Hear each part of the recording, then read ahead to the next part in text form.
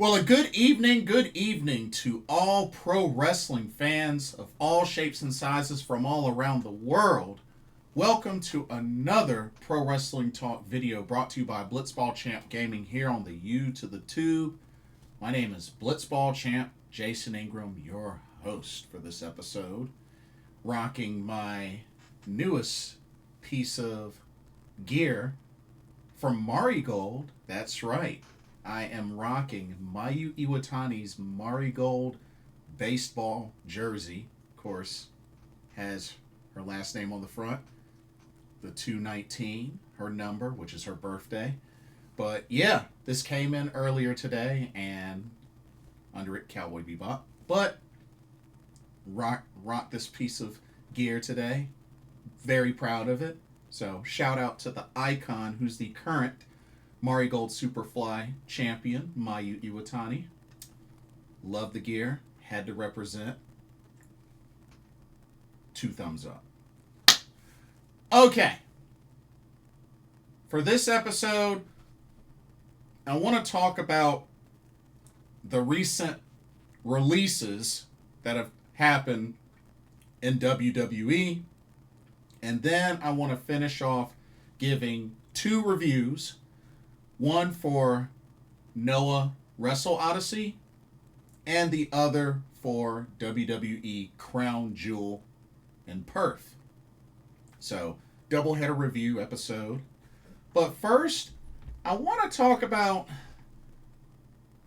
the recent releases announced, or that were at least revealed, that happened over at WWE. Now, I know previously it was mentioned that Kylie Ray's contract expired, won't be renewed. Zeta Steele's contract is expiring, and she will not be renewing hers. And apparently, Zara Zucker's contract will be expiring as well. Now, of course, these ladies were WWE ID talents, but also have wrestled outside the U.S. and the Indies and whatnot. But there were some more released talent. The following names, and a handful of them were from, LFG, Evolve, that sort of thing. But you have Jamar Hampton, Braden Ray, Summer Sorrell, Hayes Jameson, Draco Knox, Jen Tala, which was a surprise, Lance Anoa'i, which was a surprise, Stevie Turner, which was a big surprise, and Wes Lee, which was a big surprise. So, a lot of these names I'm not too familiar with, other than Gentala, which I honestly thought should have won that first season of LFG. Unfortunately, she didn't. But I was definitely a fan of really what I saw out of her, a.k.a. Leah Laurel. But I really, really hope that some promotion really takes a chance on her. I mean, she's got the look, she's got the build, she's got the charisma. I really think she would do well. And I hope there's a promotion out there that will take a chance on Gentala. Same thing with Lance Anoa'i as well. I've heard a lot of great things about him. So I'm really hoping same thing with him. Stevie Turner, that was a shock, considering she was pretty much the GM of Evolve. And I know Evolve has mainly been on Wednesday nights and on Tubi, which, I've only seen a little bit of Evolve, since the rebrand and the relaunch. But that was kind of a surprise seeing her get released. But apparently, one of her recent posts was, I'll finally be able to get back to wrestling again. So maybe this is a blessing in disguise for Stevie Turner. now she can go somewhere where she can actually wrestle again. So you know what? Maybe this isn't that big of a deal for her. Especially if she's embracing it like this. You know what I mean? And then Wesley. Wesley was a surprise, but at the same time, since his heel turn, we haven't really seen a whole lot of Wesley. Like, after that and up to now. So, I mean, it's a bummer because I like Wesley. I mean, he was one of the best NXT North American champions. Two-time NXT Tag Team Champion, of course, with, Zachary Wentz as MSK. And the very interesting thing about this is that, with him getting released and also reporting of the Rascals on TNA, their contracts are said to be up at the end of this year. So, not too sure what may happen with that. But I just feel like it's kind of ironic that their contracts will be up at the end of the year. Wesley just got released, so not too sure what's going to happen with that. Also, it's been said that Ash by Elegance, aka Dana Brooke, is pretty much deemed retired from in-ring competition. Now, I'm not sure what's up with her or what her condition is, but apparently something went down with her to the point where she pretty much has to retire. So, I don't know what it is. I don't know if she has some sort of ailment or if she suffered some sort of career-threatening injury. I don't know. There wasn't really much details shared or made known about that. But it at least sounds like Ash by Elegance will still be doing stuff backstage or behind the scenes as part of the business. So at least there's that. At least there's that. It was also said with Big E that he is pretty much retired from in-ring competition, and he's accepted that. And I know for a lot of people that may be a bummer, but at the end of the day, Big E, I felt like he had a good career in the WWE, and I feel like with what he's been doing as, pre-show analyst and whatnot, which I hope he gets an opportunity at commentary more so. But I think Big E will have a spot in the WWE. Regardless. So, I'm not worried about Big E. Not to mention, like I said, I think he had a good career. Multiple-time tag team champion. He was the second ever NXT champion. He was a two-time Intercontinental champion. And even though it took a cash-in, he did become WWE champion and had a few defenses of that title. So, at the end of the day, he's gotten to experience being a tag champ, a mid-card champ, and a main champ. And you know what? Can't hate on that. Can't hate on that. So you know what? At the end of the day, as long as Big E is happy and he's embracing and enjoying his retirement, I'm happy for him. He seems like a great guy. And, like I said, I truly believe that he has a spot in the WWE, despite not being able to return to the ring. You know what I mean? So, it is what it is. I know it's a bummer, because I know many, many fans would have loved to have seen him make a full recovery and coming back to the ring, but unfortunately, doesn't look like that's going to be the case. Also, sounds like the Hardys Matt and Jeff, their contracts expire next month. And word is that there's going to be even more contracts from TNA that's supposed to expire around the end of this year, or at least by the end of this year. So, I'm not really too sure what's going to happen.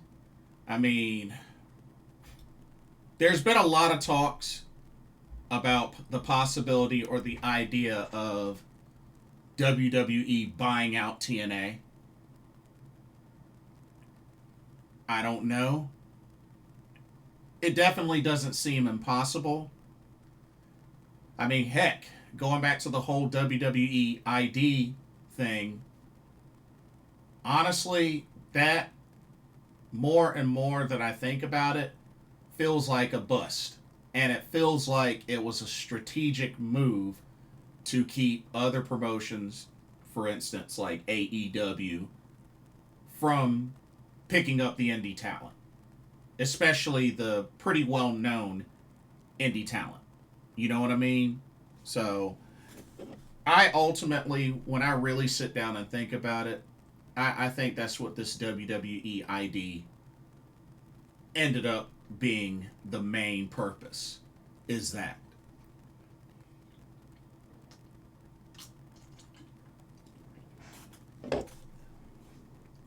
I mean, say what you want about that strategy, but it is a strategy. So, I don't necessarily agree with it, but it's a strategy.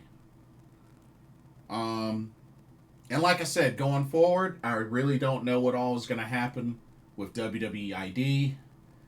Don't really know all of what's going to happen with Evolve. And as far as TNA, I mean, I don't know. I really don't know. But crazier things have happened. Crazier things have happened, so at this point, nothing is impossible. That's all I can really say. We have to wait and see what happens. But yeah. The main thing with talent like Wesley, like I said, I could see Wesley definitely getting scooped up elsewhere. I mean, like I said, I don't know if he'll end up going back to TNA. I don't know if he could branch outside of that and maybe do more indie work or maybe go to Japan. I really don't know. I really don't know what may be in store for him. But, hopefully everybody that gets released ends up getting picked up elsewhere, ASAP. Because, you hate to see somebody lose their jobs. Unfortunately, it happens, but it's never fun to see. It's never fun to see. But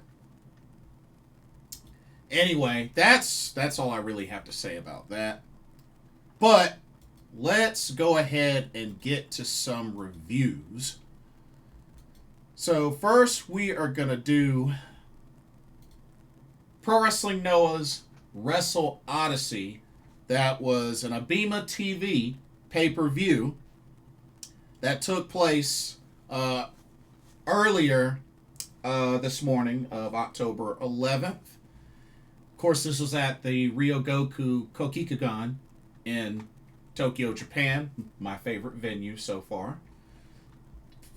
And we had a good number of matches and a couple of title matches as well.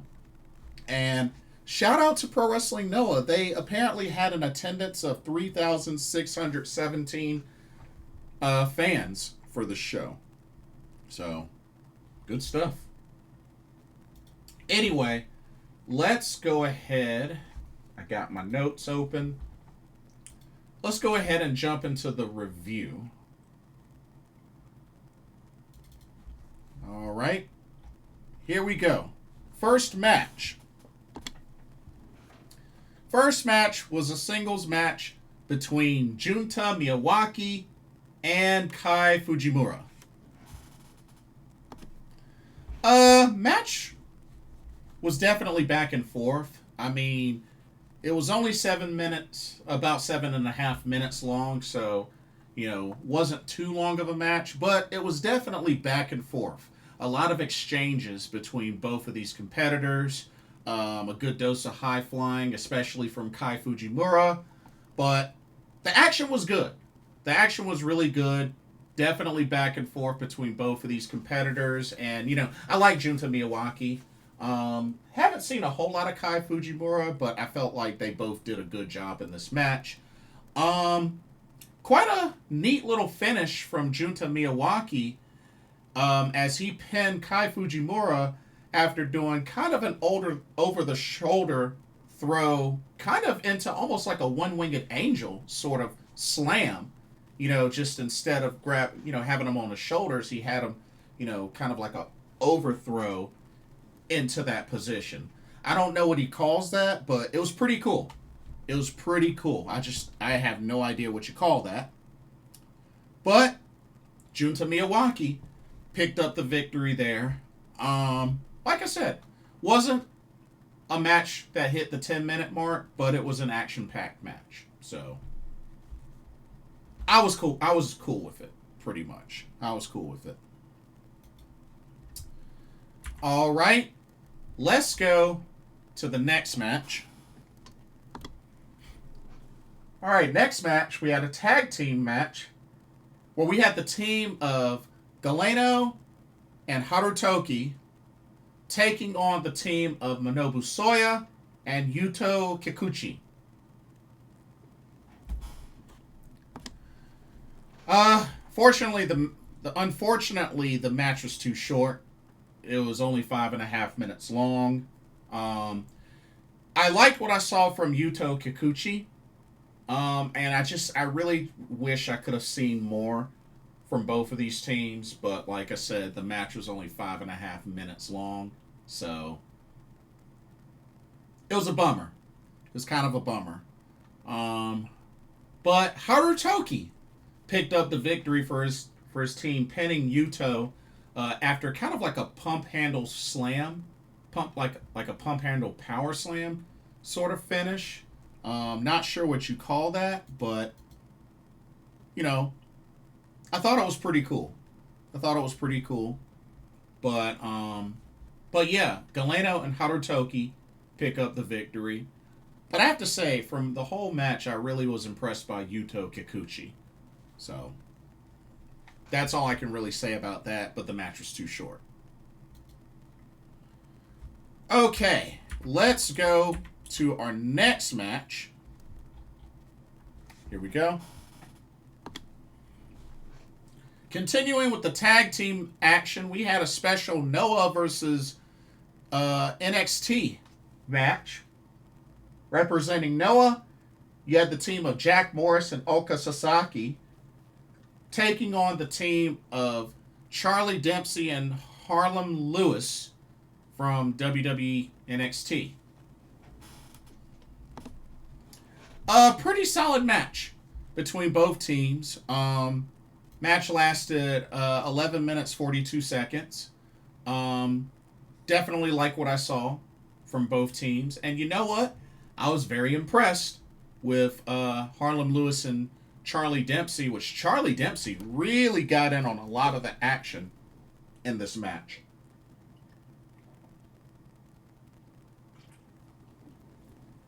But yeah, pretty enjoyable match. And, Ulka Sasaki put up a good fight as well. And, Jack Morris, who was a finalist in this year's N1 Victory Tournament. But when it all came down to it, Charlie Dempsey was able to pick up the victory for his team, pinning Ulka Sasaki with the Regalplex. A very well executed Regalplex. And yeah, big victory for Charlie Dempsey and Harlem Lewis from WWE, coming into Pro Wrestling Noah territory and picking up a big victory on a Noah PLE, or pay-per-view, whatever you want to call it. So that was big for them, especially after facing off against each other a couple of days before that, and then turning around and teaming up and getting a victory. Good stuff. So congrats to Charlie Dempsey and Harlem Lewis. Okay, let's go to our next match. More tag team action. Alrighty. You had the team of Takashi Sugiura and Shun Skywalker taking on the team of Tetsuya Endo and HAYATA.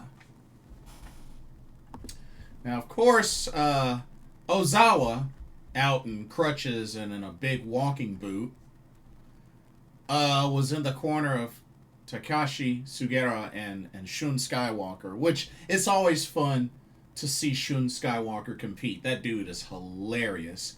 You know, always doing the that dude is so funny. That dude is hilarious. I've seen him live a couple of times and I've met him as well. But yeah, that dude is funny. This match lasted 12 minutes even. And you know, the action was good. Definitely back and forth.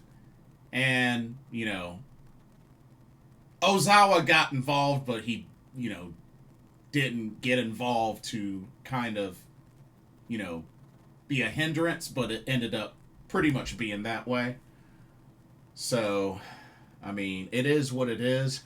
I still don't think Ozawa has truly changed his ways, but, you know, they're trying to play it up like he has. But, I mean, I think it's safe to say everybody sees through it.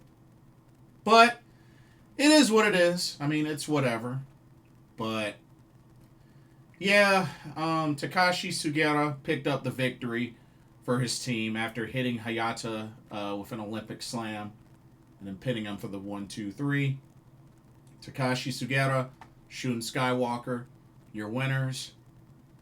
And, you know, even kind of an awkward moment after the match, you know, standing side with Ozawa and Ozawa not really meaning to, like, celebrate and whatnot. But it is what it is. I just don't think he has turned a new leaf. Seriously turned a new leaf. But that's just me. Alrighty. Let's go to our next match. All right, this was our first title match of the card. This was for the GHC Junior Heavyweight Tag Team Championships. As the champions, Los Golpeadores, that's Dragon Bane and Alpha Wolf, defending against the newly formed team of Daga and Daiki Odashima. This was a very action-packed, high-flying, strong style heavy title match that went 15 minutes and 20 seconds. So, had a good time. Both teams looked really great. And of course, Los Golpeadores is definitely a tag team in Noah that has been quite a continuous threat for obvious reasons. And definitely Daga and Daiki Odashima had their work cut out for them. But surprisingly, Daiki Odashima was able to roll up Alpha Wolf for the 3 count. And ladies and gentlemen, Daga and Daiki Odashima are your new GHC Junior Heavyweight Tag Team Champions. Like, what? That team just seems so random. Daga and Daiki Odashima, that just seems like such a random team. Like, it's weird. It's really weird, but formed together and went out and got the big giant dub, and now they're Junior Heavyweight Tag Team Champions. It's crazy. Because, like I said, their pairing is weird. The pairing is weird, but, hey, it got them gold. So, apparently Daga saw something there and went with it, and bam, they have gold. Anyway, I mean, that's all I got. Let's go to the next match. All right, we had a singles match between Kazuyuki Fujita and Minoru Suzuki. I mean, shoot.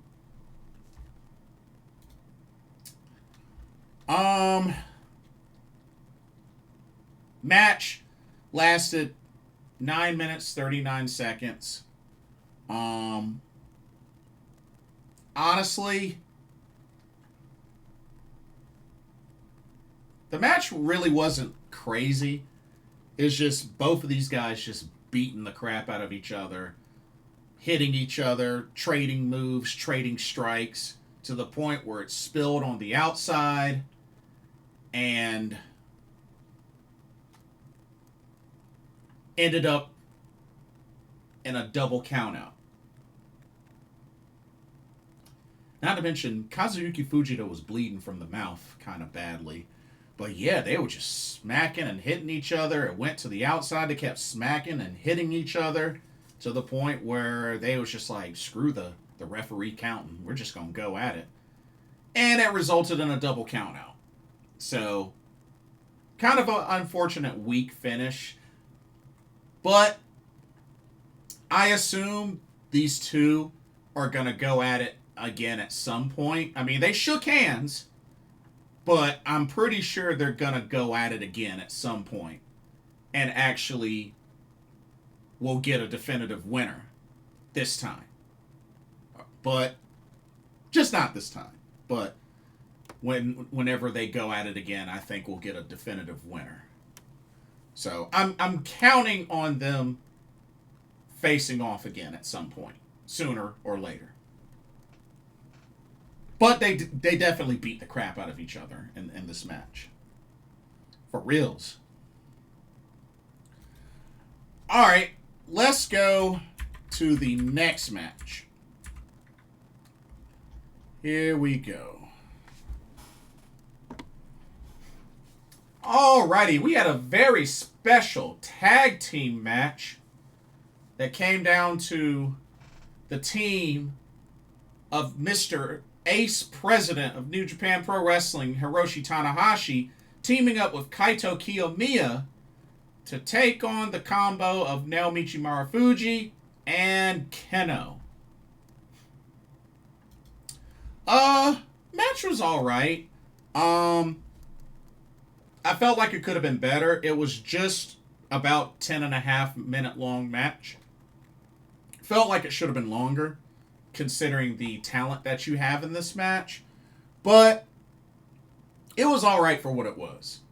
Definitely Kaito Kiyomiya and Hiroshi Tanahashi were clearly on the same page, and it definitely showed in this match.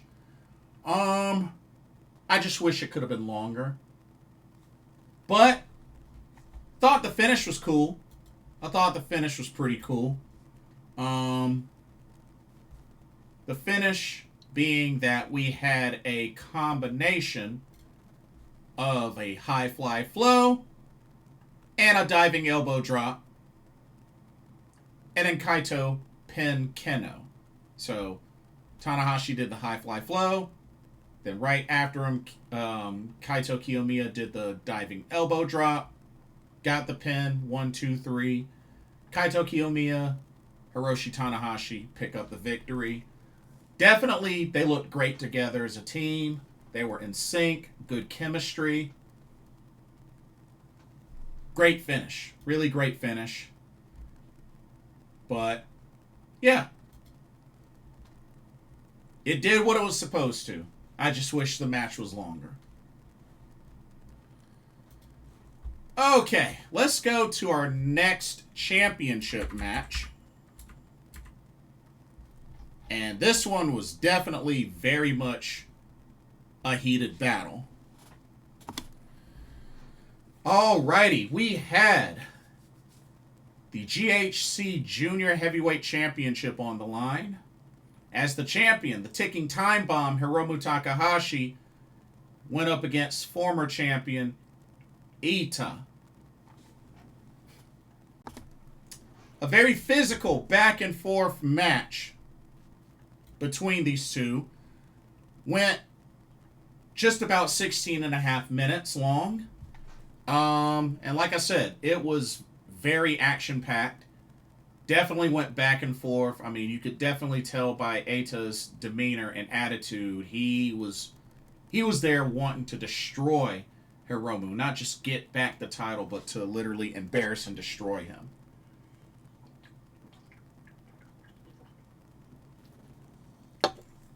And he definitely put up an excellent effort. This was a very action-packed match. Definitely could have went either way with how it was going. But a very fantastic finish as Hiromu was able to put away Eita with an avalanche time bomb 2. Then pinned him for the 3 count. Hiromu Takahashi still your GHC Junior Heavyweight Champion. And then after the match,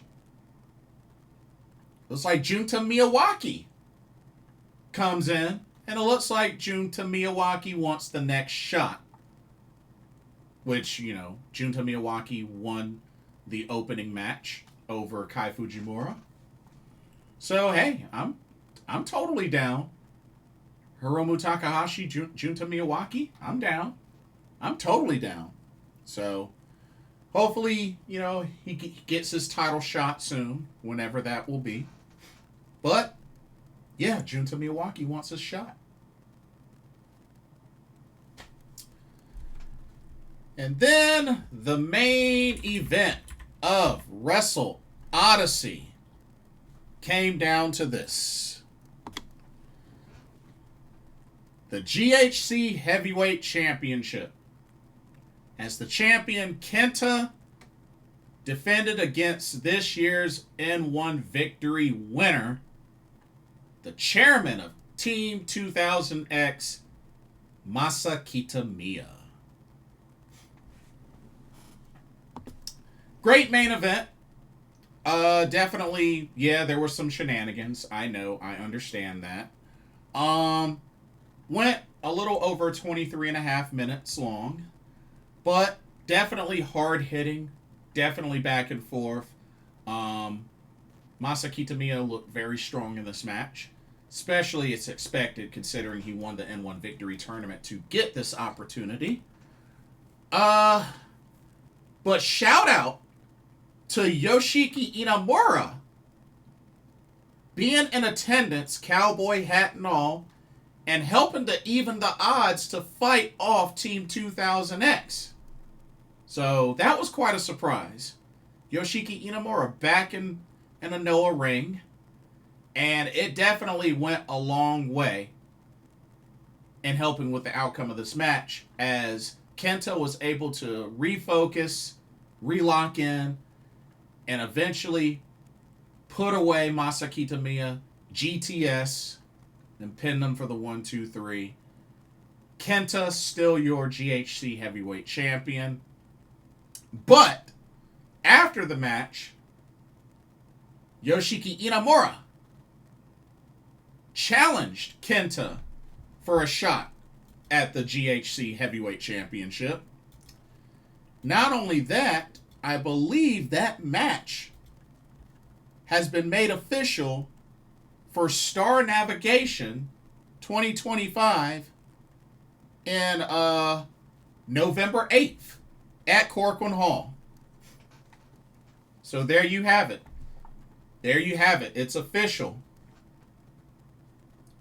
And this will be Kenta's 3rd defense. Because like I said, so far, he's defeated Naomichi Marufuji, which was not a great match. He just defended against Masa Kitamiya. So this 3rd bout will be against Yoshiki Inamura. I'm looking forward to it. It should be a good match. It should be a really good match. But yeah. So that's Star Navigation 2025 at Corcoran Hall on November 8th. So November 8th. Looks like they're going to be at Corcoran Hall quite a number of times.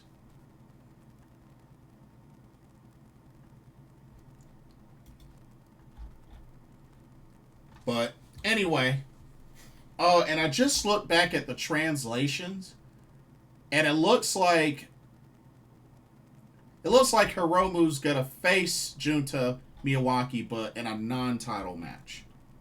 Huh. So that's a bummer. I guess maybe he has to prove himself in like a proving ground match in order to get a shot. But, whatever. Whatever. But anyway, pretty good event overall. Pretty good event. But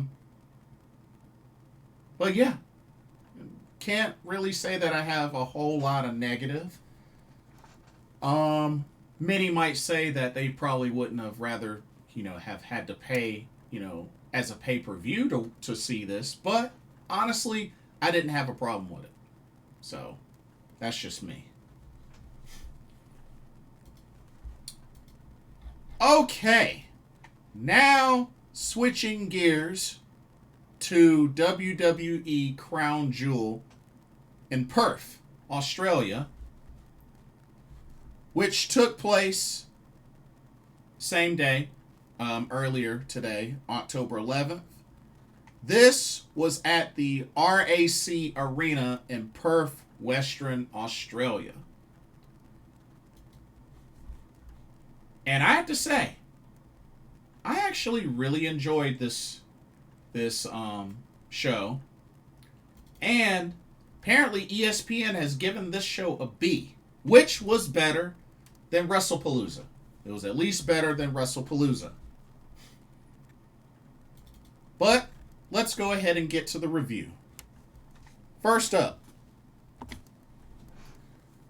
you had the Australian street fight between Roman Reigns and Big Bronson Reed.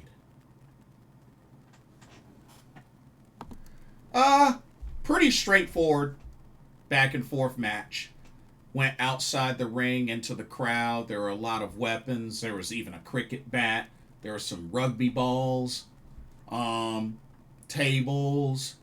I mean, it was pretty straightforward that it was going to be brutal. There was going to be a lot of hardware in this match.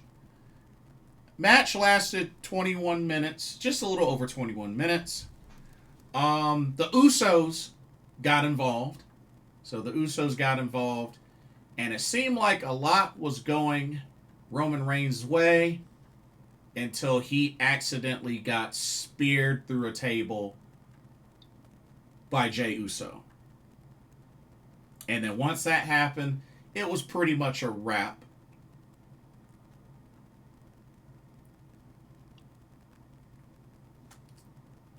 Yeah.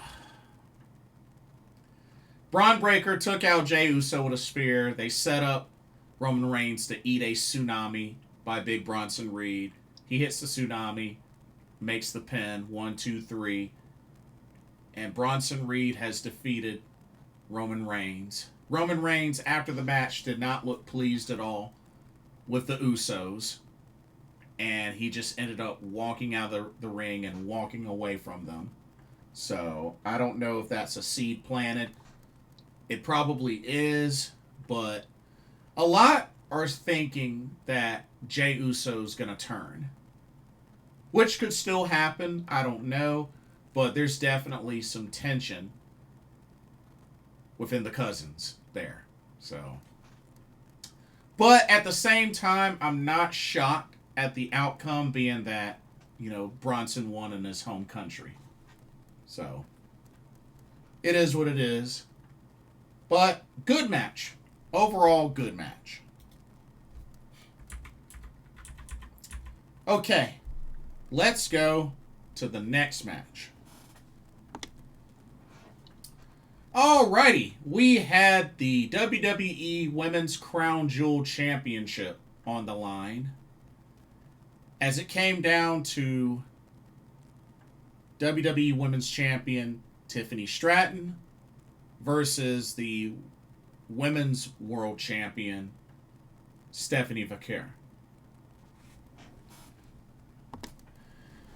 So my only issue with this is that this actually ended up being the shortest match in just 10 minutes and 6 seconds. I really felt like this could have went longer. Um, Not to mention there was a pretty bad botch when Stephanie gave Tiffy Time a dragon screw. She grabbed the wrong leg. After she took the dragon screw, she grabbed the wrong leg and had to quickly switch to her other leg to sell the damage. So, yeah, that was kind of a bad botch. But honestly, the match was all right. I just wish it would have been longer. I wish it would have been longer. But shout out to Stephanie Vaquer giving Tiffy Time her first loss. That's right, her first loss. Hitting the spiral tap and then pinning her for the 1-2-3. So, Stephanie Vaquer is this year, 2025's WWE Women's Crown Jewel Champion. And of course, she got her ring. She got her big giant belt. Of course, Triple H with the presentation. But yeah. Can y'all believe that? Stephanie Vaquer has been on a roll. She hasn't even been with the company a whole year, and she's already won 4 championships. Yeah. She's already won 4 championships and hasn't even been with the company a year. It's crazy. It's crazy. But she's that good. And this is clearly somebody that they are confident in running with. They are confident in giving her the ball and letting her run full speed with that ball. So, honestly, I dig it. I definitely dig it. So, kudos to Stephanie Vaquer. Keep up the excellent work. This is somebody that I met as well. All right, let's go to our next match. Oh, what an incredible, memorable match this was. For one final time, John Cena versus the phenomenal AJ Styles. This match was done really, really well, even starting with the introductions. And like I said, it is clear that these two competitors have so much respect for each other. I mean, John Cena presenting Alicia Taylor with some notes on a proper introduction for AJ Styles, and, you know, it was awesome to the point where AJ was shocked by it. AJ Styles coming out with his phenomenal 1 blue and white gear, no gloves, so no gloves. And just all the callbacks in this match. Yeah, I know I usually look down upon the whole idea of multiple finishers in a match, but this was a very unique match to do that in. And I mean, we saw all sorts of callbacks. I mean, we saw AJ Styles do the Fade to Black / Deadeye, used by Frankie Kazarian and Hangman Adam Page. We saw John Cena execute a Sister Abigail, which that got me. That got me. And then right afterwards, the lights from the phones of the fans, the fireflies. I mean, that was really touching, really special. You got to see the rope hung DDT. I mean, just... You got to see the angel's wings. I mean... AJ Styles busted out the springboard 450 splash. He hadn't done that in forever. The calf crusher. We saw the STFU. We saw an Avalanche STF, or not Avalanche STF, Avalanche AA. Shoot, even John Cena was about to go for a 619. It was crazy. He was got AJ Styles hit a sweet chin music as well. Sweet chin music. So many callbacks. So many callbacks. I don't think I named them all, but those were just examples. And even John Cena did the RKO. I mean, even did the Viper actions and everything and did an RKO. Oh, man. And then the finish. The finish, that was quite a finish. John Cena hitting AJ Styles with a tombstone pile driver and then following up with one last AA and then pinning him for the 1-2-3. Match went 27 minutes, 12 seconds of pure excellency. Now, that was really a match that John Cena needed so badly after the flop from WrestlePalooza against Brock Lesnar. And these two put on a match of the year contender. Yeah, that's right. I said it. AJ Styles, John Cena put on a match of the year contender at Ground Jewel Perth. Excellent match. Excellent match. And and I know that AJ Styles, he'll be retiring next year, but it's at least good to see that they got a chance to face each other one last time, and they made it count. Hands down, they made it count.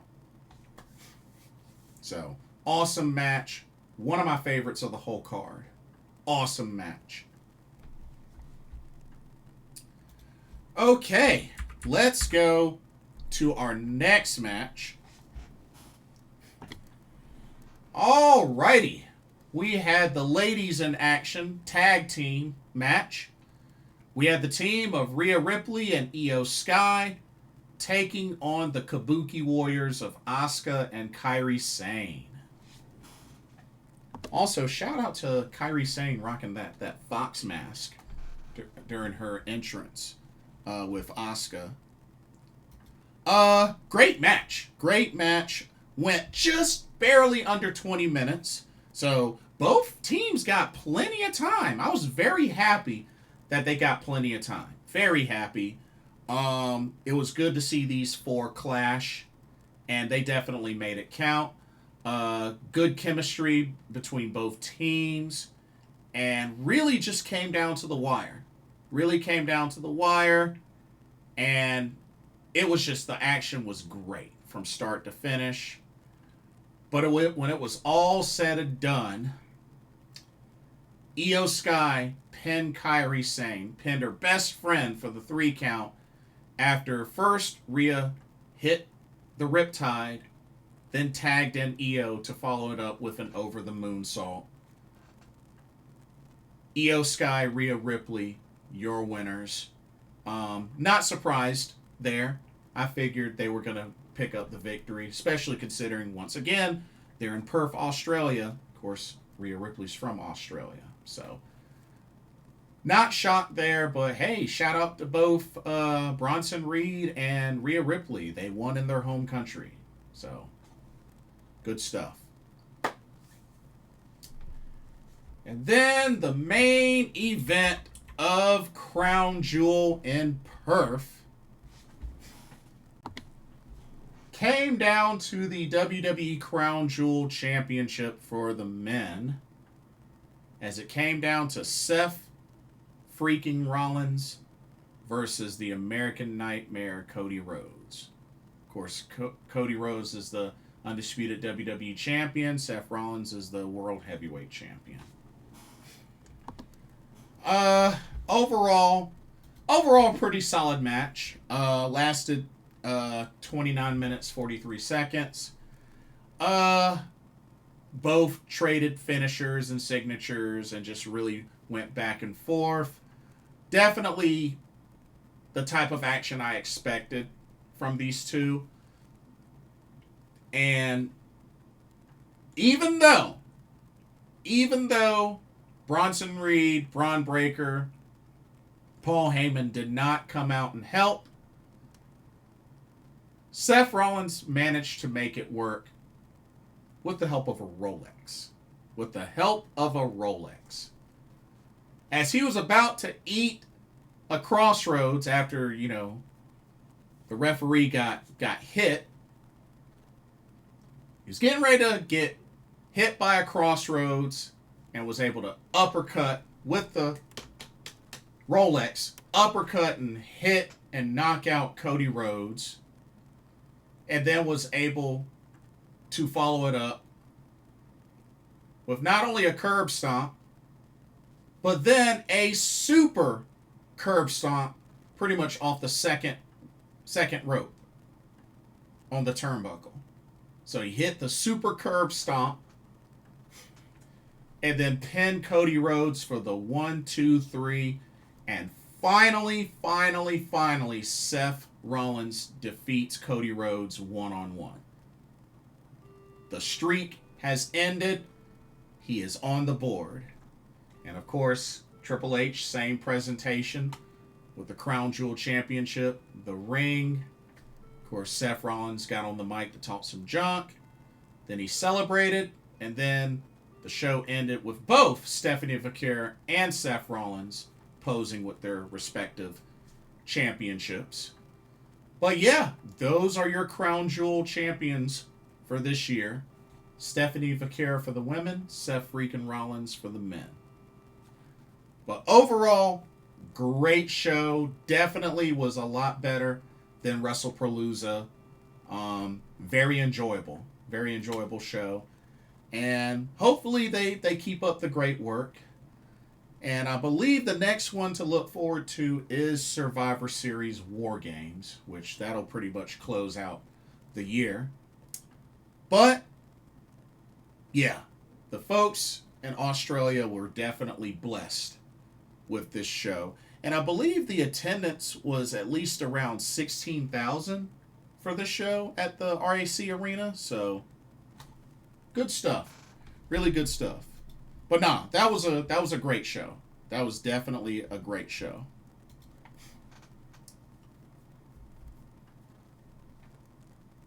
But yeah, that's pretty much all that I have. I also want to mention that BMI 2000 did indeed retain the Goddess of Stardom Tag Team Championships. And just like that, Hazuki is now a double champion.